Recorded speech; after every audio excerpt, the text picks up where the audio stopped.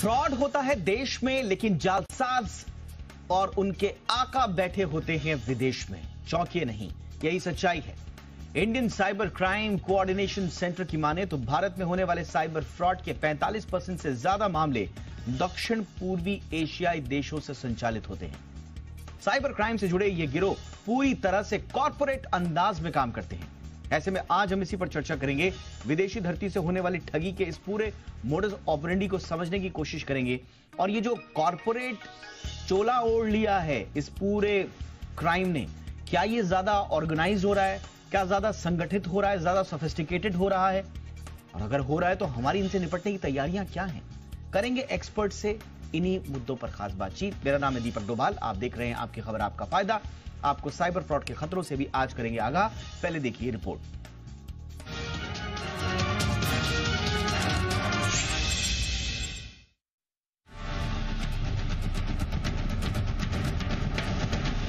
भारत में साइबर ठग किस कदर अपनी जड़ें जमा चुके हैं, इसका अंदाजा इसी से लगाया जा सकता है कि यहाँ साइबर फ्रॉड से जुड़ी रोजाना करीब 7,000 शिकायतें पुलिस को मिलती हैं। लेकिन चिंता यहीं नहीं रुकती। हमें लगता है कि फ्रॉड की ये घटनाएं जामताड़ा या मेवात जैसे इलाकों से हो रही हैं, लेकिन सच्चाई यह है कि देश में होने वाली साइबर ठगी की कुल घटनाओं में से करीब 45% मामले दक्षिण पूर्व एशियाई देशों से संचालित होते हैं। साइबर क्राइम के सर्वाधिक मामले investment scam, courier scam, trading और डेटिंग घोटालों से जुड़े होते हैं। Indian cyber crime coordination centre यानी I4C की माने तो साइबर ठगी के ये आका कंबोडिया, म्यांमार, लाओस और दक्षिण पूर्व एशियाई देशों में बैठकर जालसाजी को अंजाम देते हैं। ये ऑर्गेनाइज्ड गिरोह के तौर पर बिल्कुल कॉर्पोरेट अंदाज में ठगी करते हैं। ठगी के लिए ये भारत में बाकायदा नौकरी के विज्ञापन निकालते हैं और भर्तियां भी करते हैं। इनका टारगेट वे पढ़े लिखे बेरोजगार होते हैं जिन्हें नौकरी की तलाश होती है। पैसों का लालच देकर इन्हें जालसाजी करने के लिए मजबूर किया जाता है। स्थानीय होने के चलते इन्हें शिकार को फंसाने में आसानी होती है। आपको जानकर होश उड़ जाएंगे कि इस साल जनवरी से अप्रैल के बीच लोगों ने निवेश संबंधी फ्रॉड में 1420 करोड़ रुपए गंवाए हैं।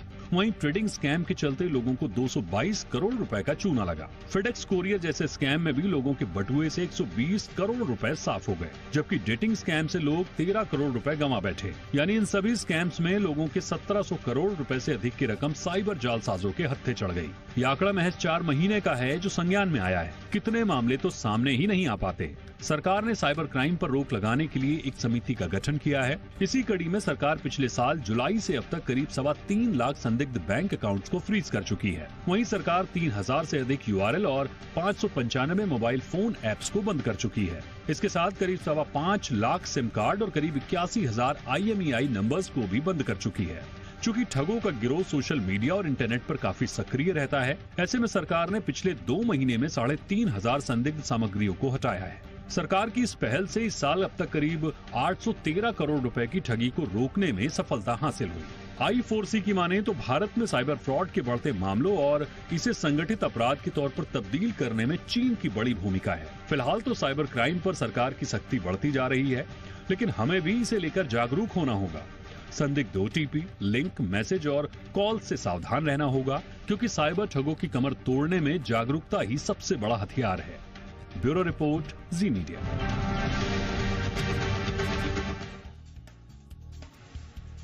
बहुत ही खास मेहमान इस वक्त मेरे साथ जुड़ चुके हैं आज की चर्चा के लिए। हमारे साथ जुड़ रहे हैं डॉक्टर मुक्तेश चंद्र, पूर्व DGP हैं गोवा के और अब साइबर सुरक्षा मामलों की जानकार भी हैं।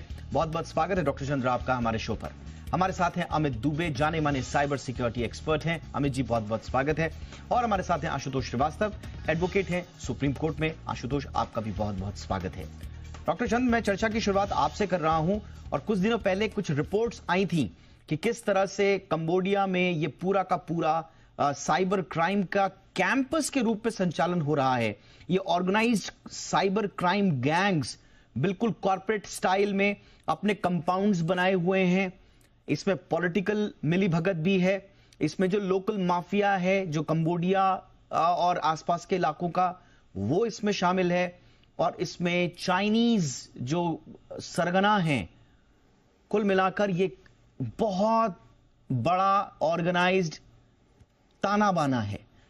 अब ये हमको समझ में आ रहा है कि दरअसल भारत में जो स्कैम्स हो रहे थे उसमें से 45% आप ये कह सकते हैं हर दूसरा साइबर क्राइम दरअसल वहां से संचालित हो रहा है। क्या इसका मतलब निकाला जाए सर, और सुरक्षा एजेंसियों के लिए ये कितनी बड़ी चुनौती है? देखिए, ये एम्प्लॉयमेंट अपॉर्चुनिटीज, जॉब के लिए बहुत सारे लोग हिंदुस्तान से बाहर जाते हैं। उसमें से ये लोग जो हैं, ये वाया बैंकॉक के रूट से कंबोडिया, म्यांमार और लाओस, इन फिलीपींस तक ये लोग जाते हैं, और वहां पर जाने के बाद इन्हें साइबर स्लेव, जो गुलाम की तरह इनसे नौकरी कराई जाती है, इनका पासपोर्ट छीन लिया जाता है, इनको टॉर्चर किया जाता है, बहुत ज्यादा घंटे इनसे काम लिया जाता है। और क्योंकि ये हिंदुस्तानी हैं, तो वो हिंदुस्तानी जो शिकार हैं, उनको इस फ्रॉड में, उनके साथ फ्रॉड करने के लिए ये आसानी होती है। और एक बार जो इस चंगुल में फंस जाता है, वो वहां से निकल नहीं पाता है। ये बहुत बड़े पैमाने पर हो रहा है, और ये जो टेलीग्राम के माध्यम से, व्हाट्सएप के माध्यम से जो होते हैं, ये इसके बारे में जानकारी थी काफी दिनों से। ये चीज समझ में आ रही थी कि इसमें चाइनीज लोग इन्वॉल्व हैं, इसमें बाहर के लोग इन्वॉल्व हैं, लेकिन जो हिंदुस्तानी लोग जो इसमें इन्वॉल्व हैं, उसके बारे में खुलासा अपने पिछले 4-6 महीने में हुआ है। और इसमें से काफी सारे लोग जो है भारतीय सुरक्षा एजेंसीज और मिनिस्ट्री ऑफ एक्सटर्नल अफेयर के माध्यम से वापस भी लौटाए गए हैं। लेकिन ये बहुत बड़ा सबक है हमारे जो जॉब के लिए, जो काम के लिए बाहर जाने वाले लोग हैं, उनके लिए, और जो इस तरह के फ्रॉड में विक्टिम बनते हैं, जो उनके लिए, कि इससे कैसे बचा जाए। और तीसरा, जो लॉ एनफोर्समेंट एजेंसी है, वो इसको कैसे कंट्रोल करें, प्रिवेंशन और एज वेल एज डेटरेंस के लिए। तो मैं समझता हूं कि ये आपके माध्यम से, इस प्रोग्राम के माध्यम से, इसमें और खुलासा होगा कि क्या किया जा सकता है, क्या किया जा रहा है। पर सबसे पहला, जैसे आपने बताया कि जो प्रिवेंशन है और अवेयरनेस है, ये बहुत बड़ा इसमें रोल प्ले करता है। एब्सोल्युटली, और बिल्कुल हम उस पर बात जरूर करेंगे कि कैसे इससे पार पाया जाए। लेकिन इस पूरे नेक्सस को आप जरा समझिए, आपके रोंगटे खड़े हो जाएंगे जिस तरह से अमित, जिस तरह से कंबोडिया में, म्यांमार में, लाओस में, खास तौर से कुछ रिपोर्ट्स में मैं पढ़ रहा था। ये देखिए, ये तो नए इमर्जिंग हॉटस्पॉट्स तो हैं ही, ये पूरे, सिर्फ भारत के लिए नहीं बल्कि पूरी दुनिया के लिए सिरदर्द हैं। लेकिन जिस तरह से ये काम करते हैं कंबोडिया के अंदर, जैसा मैंने बताया कि अभी इंडियंस का, जिनका जिक्र भी किया सर ने, कि बिल्कुल साइबर स्लेव की तरह वहां पर रखा जाता है। 12-12 घंटे, 12 से 18 घंटे आपसे काम कराया जाता है, कोई फूड नहीं, कोई खाना नहीं, और टारगेट दिए जाते हैं। और ये टारगेट अगर आपको मीट नहीं हुए तो फिर आपको टॉर्चर किया जाता है वहां पर। और कैसे वहां पर ये लोग पहुंचते हैं, इसी तरह से आपको बिल्कुल जॉब्स का हवाला दिया जाएगा। अभी हम लोग रेस्क्यू कर रहे हैं, जो लेटेस्ट रिपोर्ट आई है उसके मुताबिक 360 इंडियन सिटीजन्स को, जो कि साइबर स्लेव्स की तरह काम कर रहे थे कंबोडिया में, उनकी सेफ वापसी हमने की है। अमित, कैसे पार पाएंगे हम? तो अपने ही देश में जो हमारे साथ साइबर फ्रॉड हो रहे हैं और जो उसके सरगना बैठे हुए हैं, उन्हीं को नहीं ढूंढ पाते, तो कंबोडिया जाकर वहां धरपकड़ कैसे होगी? दीपक जी, मेरे ख्याल से जितना प्रेशर सरकार ने लोकल जो साइबर हॉटस्पॉट बन गए थे उनको कर्व करने में लगाया, उसी की परिणति है कि ये बाहर जाने को विवश हुए हैं। और पहले छोटे लेवल पे होता था, अभी आप देख रहे हैं कि 45% तक क्राइम आउटसोर्स हो गया, शिफ्ट हो गया। पहले जो ऐसे क्राइम होते थे कि गन ट्रैफिकिंग हो रही है या ड्रग्स ट्रैफिकिंग हो रही है, उसमें रिस्क और मार्जिन इस साइबर क्राइम के मुताबिक ज़्यादा है, कि उसमें रिस्क बहुत ज़्यादा है और मार्जिन कम है। और यहाँ पर आप देख रहे हो कि कैसे लोग से के संग लाखों करोड़ों लूट लिए जाते हैं। मेरे पास जितने भी ऐसे केसेस हैं जिसमें इन्वेस्टमेंट स्कीम के नाम पर लोग ठगे गए हैं, उसमें जो एवरेज टिकट साइज है वो 50 लाख से 1 करोड़ का है, मिनिमम 10 लाख है, मैक्सिमम 15 करोड़ भी है। और ये सारे बिजनेसमैन हैं, बड़े एजुकेटेड लोग हैं। तो ये कैसे फंसते हैं और इतने भारी मात्रा में पैसा कैसे इन्वेस्टमेंट हो जाता है, ये अपने आप में हर एक की कहानी एक अलग कहानी है। और इसको करने के लिए ये लोग यहाँ से लोग ले जा रहे हैं और बाहर से ऑपरेट कर रहे हैं। ये इसलिए भी ज़्यादा खतरनाक है क्योंकि पैसा तो हमारा बाहर तेजी से मूव करता है, जो इनका चैनल है, बल्कि जो ये लोग हैं ये भी चोरी छिपे ही जाते हैं। ये लोग लीगल चैनल से नहीं जा रहे हैं, और जिस तरीके से इनको ले जाया जा रहा है, हो सकता है कई लोगों के बारे में हमें पता भी ना हो। और जिस तेजी से बढ़ रहा है, 45% क्राइम होना इसलिए बहुत बड़ी बात है क्योंकि हमें पता है कि आज की डेट में मैं कोई भी एक वर्कशॉप लेता हूं और पूछता हूं कि आप में से कितनों के संग साइबर क्राइम हुआ है, तो हर 10 में से 3 लोग 4 लोग हाथ खड़ा कर देते हैं। तो ये अपने आप में एक बहुत बड़ा स्केल दिखाता है कि ये 200-500 लोग नहीं है, वहां पर बहुत ज्यादा लोग हैं जो जॉब के नाम पर वहां गए हैं, उनको प्रताड़ित किया जा रहा है, उनसे जबरदस्ती इलीगल काम कराया जा रहा है। एक अनुमान है अमित, इसलिए भी हुआ क्योंकि यहाँ पर जब सिर्फ आप ही की बात को आगे बढ़ा रहा हूं, एक अनुमान है कि लगभग 5000 भारतीय अभी भी कंबोडिया में फंसे हुए हैं जो कि साइबर स्लेव्स हैं। बिल्कुल होंगे, ये इतनी तादाद का एक अनुमान है और इनके पासपोर्ट्स फाड़ दिए जाते हैं, सब कुछ फाड़ दिया जाता है। अभी जिनको अभी 300-350 लोगों को निकाला है, कुछ लोगों को पहले निकाला है, उनके लिए वैकल्पिक जो कागजात हैं वो बनाने पड़े इंडियन एम्बेसी को वहां पर, तब जाके निकालना पड़ा। ये इतनी बुरी तरह से ट्रैप में फंसाते हैं। Please continue.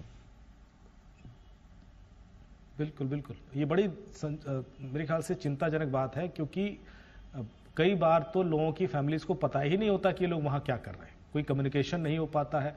जॉब के लिए गए हैं, 6-8 महीने तक वेट करते हैं कि शायद उसके बाद खबर आएगी, और उसके बाद पुलिस कंप्लेन होती है। कई लोगों की शायद हेल्थ सिचुएशन ऐसी नहीं होगी कि वो सर्वाइव भी कर पाए। तो मेरे ख्याल से बहुत ज्यादा चिंताजनक बात है। और क्राइम जो साइबर क्राइम है वो अलग एंगल है, पर ये ह्यूमैनिटेरियन ग्राउंड पर भी जो प्रोसेस इन्वॉल्व हो गया है इसमें, ये अपने आप में बहुत एब्सोल्युटली। और मैं आपको बताऊं कि सिर्फ हिंदुस्तानियों की कहानी नहीं है, आप इंटरनेट पे जाइए, ये जो वहां पर सिउनुकविल एक जगह है जो कंबोडिया में है, वहां पर बड़े बड़े इस तरह के कैंपसेस हैं जहां पर इस तरह से लोगों को रखा जाता है साइबर स्लेव्स बनाकर। पूरी दुनिया के साइबर स्लेव्स वहां पर लाए जाते हैं। 5000 तो भारतीय हैं, न जाने कितने चीन से हैं, न जाने कितने दूसरी कंट्री से हैं, पाकिस्तान से हैं, बांग्लादेश से हैं। अब आप सोचिए आशुतोष, हमारे ही लोगों को ये लोग ट्रैप में फंसाकर अच्छी अच्छी नौकरियों का झांसा देकर वहां ले जा रहे हैं, और फिर हमारे ही लोगों से हमसे ठगी करवाई जा रही है। हम सोचते हैं कि साहब ये तो जामताड़ा का होगा या इधर उधर का होगा। ये कैसे, कानून के हाथ इतने लंबे हैं क्या कि हम जाके कंबोडिया से धरपकड़ कर लें इनकी? देखिए, मेरे ख्याल में जो ये मामला है बहुत ही बड़ा और सीरियस मामला है, और जिनको लेकर के लोग जो जा रहे हैं नौकरी की जो झांसा देकर के, तो मुझे लगता है कि इनका एक और पर्पस ये भी होगा कि जो यहाँ से जो जाने वाले लोग हैं जिनको ये अपॉइंट करते हैं गलत तरीके से, उनसे काम करवाते हैं, ताकि उन्हें जो है यहाँ का हाव भाव, तरीका, सोशल एक आइडिया उनको होता है कि किस तरह से बात करना है, किससे बात करना है, कौन जो है प्रॉपर टारगेट है। तो उनको एक तरह से जो है एक पूरी क्लैरिटी मिलती है, और जो लैंग्वेज बैरियर है वो भी खत्म होता है, और इनको शायद इस वजह से वहां पे इस्तेमाल किया जा रहा है। और जैसे कि इस तरह से बहुत सारे लोग मिसिंग भी होंगे, हो सकता है कि फैमिली के कांटेक्ट के बाहर भी होंगे, क्योंकि बहुत लोगों के पासपोर्ट्स वगैरह भी वहां पे उन्होंने सीज करके रखे होंगे, अपने कस्टडी में रखा होगा ताकि वो वहां से बाहर ना जा सके। तो ये बहुत ही गंभीर मामला है, और मुझे लगता है कि जो मिनिस्ट्री ऑफ होम अफेयर्स है उसने जो है इसमें बहुत ही बढ़िया कदम अभी उठाया है कि उन्होंने एक कमिटी बनाई है, और कमिटी में जो है एक्सपर्ट्स को रखा है। रिजर्व बैंक ऑफ इंडिया के कुछ एक्सपर्ट्स होंगे, बाकी फाइनेंशियल इंस्टीट्यूशंस के कुछ एक्सपर्ट होंगे, और कुछ जो है प्रॉपर जो है लॉ इन्फोर्समेंट एजेंसीज के लोग भी होंगे। तो ये सब मिलकर जो है इस टेक्निकल इशू को किस तरह से रिजॉल्व करना है, ये पूरी तरह से वो प्लान कर पाएंगे।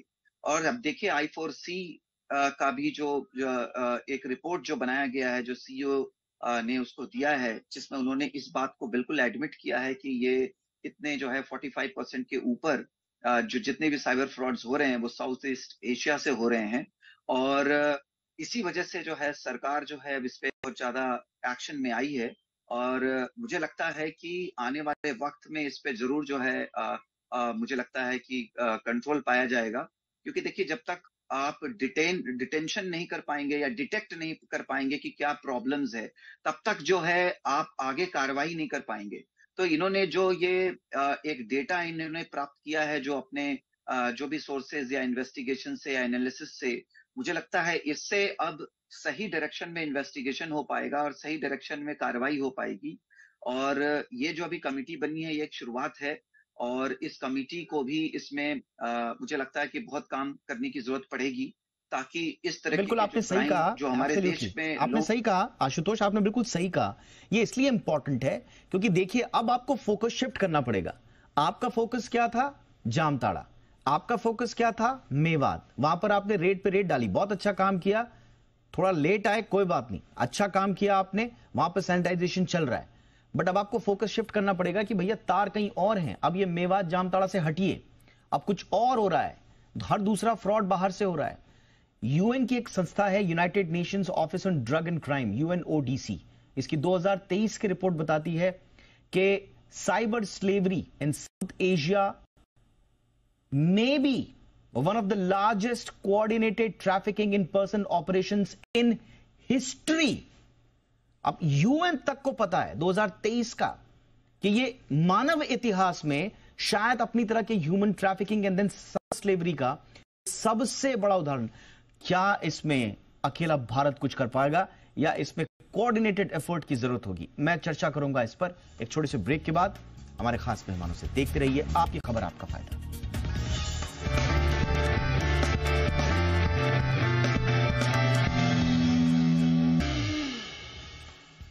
46% जो साइबर क्राइम्स हो रहे हैं हिंदुस्तान में, उसके तार साउथ ईस्ट एशियन कंट्रीज से जुड़े हुए हैं। कंबोडिया, लाओस, म्यांमार, इन जगह से जुड़े हैं। ये ताजा रिपोर्ट आई है और उसके बाद अब सवाल ये उठ रहा है कि क्या हमें साइबर क्राइम से लड़ने का अपना पर्सपेक्टिव चेंज करना पड़ेगा, फोकस शिफ्ट करना पड़ेगा। इसी पर हम खास मेहमानों के साथ बातचीत कर रहे हैं। डॉक्टर चंद्रा, क्या किया जाए? बिकॉज जैसा मैंने कहा कि ये कैंपसेस सिर्फ कंबोडिया में हो ऐसा नहीं है, लाओस, म्यांमार, दुबई, फिलीपींस, अलग अलग जगहों पर ये कैंपसेस हैं। हमें इसमें इंटरनेशनल मदद भी चाहिए होगी। कुछ अगर आप चॉक आउट कर पाए, कोई प्लान, कोई स्ट्रैटेजी कि कैसे हम इसमें लीड करें, न सिर्फ अपने नागरिकों को सुरक्षित रखें बल्कि दुनिया में भी एक नजीर दें। देखिए दीपक, इसमें सबसे इंपॉर्टेंट बात ये हम अभी मिस कर रहे हैं, वो ये है कि इनका जो इंफ्रास्ट्रक्चर है, जो इनका स्ट्रक्चर है, जो यहाँ पे हेल्प का, वो काफ़ी हद तक इंडिया में है। उसमें दो चीज़ें इंपॉर्टेंट होती है, मैंने पहले भी इस तरह के प्रोग्राम में जिक्र किया है कि जो मोबाइल नंबर है वो इंडियन नंबर इस्तेमाल किए जाते हैं, जो बैंक अकाउंट्स हैं वो इंडियन बैंक अकाउंट्स इस्तेमाल किए जाते हैं। इंटरनेशनल पेमेंट बहुत कम रिसीव होती है जब इस तरह के फ्रॉड है। तो जो इंफ्रास्ट्रक्चर है, सबसे पहले इसको यहाँ पे कंट्रोल करना पड़ेगा। दूसरा, जैसे मैंने कहा, अवेयरनेस सबसे बड़ी की, क्योंकि इसमें पैसे वापस आने की गुंजाइश बहुत कम होती है। बहुत जल्दी इसमें से पैसे साइफन ऑफ कर लिए जाते हैं, बाहर के अकाउंट उसमें चले जाते हैं। तो प्रिवेंशन सबसे ज्यादा इंपॉर्टेंट है, ताकि इस तरह के फ्रॉड में लोग ना फंसे। सबसे इंपॉर्टेंट है लालच। जैसा ये लालच ही सबसे बड़ी चीज है जो आदमी को बहुत गेट रिच क्विक स्कीम्स में फंसने का मौका देती है। दूसरी बात यह है कि जो डिटरेंस आज की डेट में इंडियन सिस्टम में, हमने बहुत सारे जामताड़ा और मेवात के जो इलाके के साइबर क्रिमिनल्स को पकड़ा है और लॉ एनफोर्समेंट एजेंसीज उसमें काफ़ी कॉम्पिटेंट है। लेकिन इंटरनेशनल लेवल की जब बात आती है तो उसमें इंटरनेशनल कोऑपरेशन बहुत ज़्यादा ज़रूरी है। और क्योंकि साइबर क्राइम की कोई इंटरनेशनल ट्रीटी आज की डेट में भी नहीं है, तो जो हमारा बायलेटरल कोऑपरेशन है और दूसरा जो यूनाइटेड जो यूएन के जो स्ट्रक्चर्स हैं जैसे इंटरपोल है, उनके माध्यम से उन रिस्पेक्टिव गवर्नमेंट्स को पता है कि ये कहाँ चल रहे हैं, कितने लोग चल रहे हैं, कहाँ से ये कोऑर्डिनेट हो रहे हैं। ये फैक्ट्री लगी हुई है, बहुत बड़ी बड़ी फैक्ट्रीज लगी हुई हैं, तो वो वहाँ की लोकल लॉ एनफोर्समेंट एजेंसी से बच नहीं सकती उनकी नजरों से। तो उनके ऊपर ये डिप्लोमेटिक और बाकी तरह का प्रेशर बनाना कि वो इस तरह की एक्टिविटीज को वहाँ बंद करें। और हमारे यहाँ पे जो इंफ्रास्ट्रक्चर इन्होंने क्रिएट किया है, डेफिनेटली इसमें इंडियंस भी इन्वॉल्व है। बिल्कुल इंडियंस के माध्यम से बिना उनकी मदद के ये सब चीज संभव नहीं है। और जो लोग अब लौट के आए हैं, जैसा आपने बताया 360 लोग अभी हाल फिलहाल में आए हैं, उनसे बहुत जानकारी हम प्राप्त कर सकते हैं इन्वेस्टिगेशन के माध्यम से कि वहाँ का तंत्र कैसा है, कौन लोग इन्वॉल्व है, उनके बारे में बहुत सारी जानकारी। तो वो फिर लेके हमारी एक टीम जो है उनके साथ काम करे।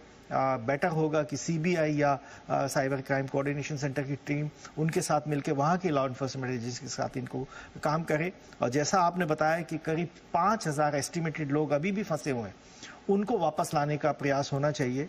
और ये बात बिल्कुल क्लियर हो गई है कि साइबर क्राइम एक इंटरनेशनल प्रॉब्लम बन चुका है। 20 बिलियन डॉलर की इंडस्ट्री है ये, जो ये साउथ एशियन कंट्रीज से जो ऑपरेट हो रही है, इसको कंट्रोल करने के लिए इसी तरह के सीरियस एफर्ट्स की जरूरत है, not only in India but also abroad. और मुझे बड़ी खुशी है कि ये बहुत सारे क्राइम्स कंट्रोल के जो मेजर्स हैं पिछले साल भर में लिए गए हैं, सिम कार्ड्स को बंद करना, स्काइप आईडीज को बंद करना, बैंक अकाउंट्स को बंद करना, लेकिन इसमें टेलीकॉम एजेंसीज का और बैंक के जो केवाईसी नॉर्म्स को जो ठीक से फॉलो नहीं करते, ये उनकी भी उतनी ही जिम्मेदारी बनती है। मैं समझता हूं कि अभी तक भी जो इंडियन टेलीकॉम ऑपरेटर्स हैं उनके ऊपर कोई गाज इसकी गिरी नहीं है कि इस तरह से जो हजारों लाखों सिम कार्ड्स फर्जी केवाईसी के ऊपर वो उनको देते हैं और वो विदेश चले जाते हैं और उनके नाम पे फिर फ्रॉड होते हैं। एब्सोल्युटली, आपने बहुत इंपॉर्टेंट जिक्र किया कि जो इसमें सबसे इंपॉर्टेंट स्टेक होल्डर्स हैं वो टेलीकॉम कंपनीज भी हैं,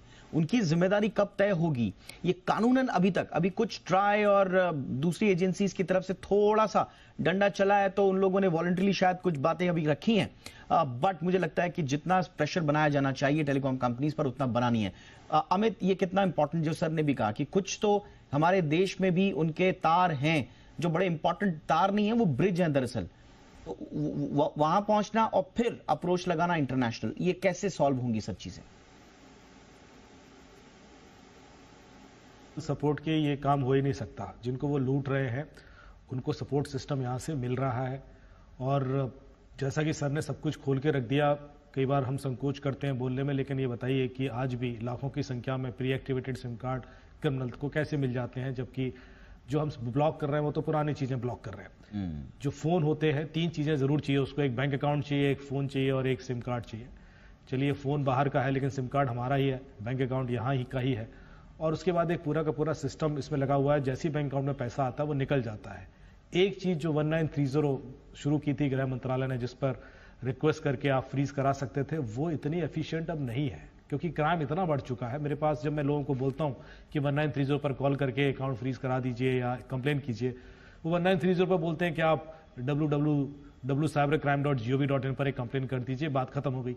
तो फिर तो सॉल्व कुछ हो गई नहीं, वो कंप्लेन तो वो पहले भी कर रहे थे। तो एक जवाबदेही तय करनी होगी, अब हमें इस चीज को सीरियसली लेना होगा। एक अच्छा इनिशिएटिव था पर वो फेल होता नजर आ रहा है।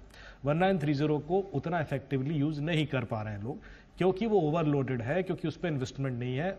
आपको जैसे ही कोई इन्फॉर्म करे, आपने तुरंत बैंक अकाउंट फ्रीज करवा देना है, तुरंत। यदि यही चीज हम कर लेंगे तो कमर तोड़ सकते हैं। इतनी चीज में भी जो भी रिसोर्सेज लगते हैं मेरे ख्याल से लगाने चाहिए, प्रायोरिटी पर काम होना चाहिए। इसको तो कम से कम पुख्ता कीजिए, जो आप खड़ी करके रखे हुए चीज। आप एक उसमें ऑनलाइन कंप्लेन ले भी लेंगे, 7000 कंप्लेन पर डे की आ रही हैं, 2 लाख महीने की आ रही हैं, उस पर आप कुछ कार्रवाई नहीं कर पाएंगे। लेकिन जो कंप्लेन ये आई कि आप अकाउंट फ्रीज करा दीजिए, वो करा दीजिए। बिल्कुल, उसमें इतना यदि डिले होगा या उसको मेरे ख्याल से घुमाया जाएगा तो वो बिल्कुल, इसमें बहुत सारे लूपहोल्स हैं। मुझे लगता है इवॉल्विंग प्रॉब्लम है, सिर्फ इंडिया के लिए बल्कि पूरी दुनिया के लिए इमर्जिंग प्रॉब्लम है, और बहुत तेजी से बहुत ज्यादा चिंता गहराती हुई प्रॉब्लम है। आशुतोष, बहुत क्विकली, क्योंकि अब हम देख रहे हैं कि इसमें एक कोऑर्डिनेटेड एफर्ट लगाने पड़ेंगे गवर्नमेंट साइड से, लॉ इन्फोर्समेंट एजेंसी साइड से, इंटरनेशनल ऑर्गेनाइजेशंस के हिसाब से क्या करना होगा, एक ब्रॉडर। देखिए, अभी एक तो देखिए जो कमेटी बनी है वो तो है ही, जो होम मिनिस्ट्री ने बनाया है अभी, वो तो अपना काम करेगी। उसके अलावा देखिए जो एक इंटरपोल है उसका भी बहुत इंपॉर्टेंट रोल है, और इंटरपोल का हम जानते हैं कि कुछ लगभग 196 कंट्रीज हैं वर्ल्ड में जिनके साथ हमारा जो है अग्रीमेंट है। तो हम यानी कि उन जो कंट्रीज हैं उनके साथ हम इन कोऑर्डिनेशन, वहां का जो लोकल लॉ इन्फोर्समेंट एजेंसी है उसके साथ हम काम कर सकते हैं, उसके कोऑर्डिनेशन में हम काम कर सकते हैं। तो मुझे लगता है कि यहाँ पर इंटरपोल भी जो है साइबर क्राइम्स के मामले में जो इंटरनेशनल लेवल का है, जो दूसरे कंट्रीज में हो रहा है, वो भी एक इम्पॉर्टेंट रोल अदा कर सकता है। और मुझे लगता है उसकी जरूरत है कि हम इसको भी थोड़ा और जो है एफिशिएंट हम करें, और इसका जो है इस्तेमाल किया जा सके और इनको लिबर्टी दी जाए ताकि जो है इसमें कंट्रोल किया जा सके। बाकी जो विद इन कंट्री जो है उसमें हमने देखा कि काफी जो है हर तरीके के जो ट्रेनिंग्स दिए गए हैं, टेक्निकल नॉलेज और नई टेक्नोलॉजीज का जो इस्तेमाल किया गया है, उससे भी बहुत कंट्रोल इसको किया गया है। जो हमारा जो साइबर सेल है उसका जो एफिशिएंसी हो पहले के हिसाब से थोड़ा बढ़ा है, काफी बड़ा है। जो पहले उनको इतनी जानकारी नहीं होती थी इस तरह के क्राइम्स की। नहीं, आपने बिल्कुल सही कहा। मेरे पास वक्त की कमी है, सॉरी मुझे आपको टोकना पड़ रहा है, बट वक्त की कमी है। इनफैक्ट कल ही हमारे संवाददाता अमरीश पांडे ने एक रिपोर्ट की, जो AI सिस्टम आया है उसने आइडेंटिफाई किया है 7 लाख के आसपास जो मोबाइल सिम्स हैं, और अब उनका रीवेरिफिकेशन होगा, KYC होगा, ये AI ने पकड़ा है। तो हम भी कोशिश कर रहे हैं कि हम कदम से कदम मिलाकर चलें जो थ्रेट्स हैं और टेक्नोलॉजी के, बट देखते हैं कितनी कामयाबी मिलती है। बहुत बहुत शुक्रिया आप तीनों का। आशुतोष श्रीवास्तव, वक्त निकाला आपने, thank you so much. Amit Dubey, बहुत बहुत शुक्रिया आपका। Doctor Muktesh Chand, thank you so much sir, आपका भी। आपकी खबर आपका फायदा में इतना ही, इजाजत दीजिए, नमस्कार।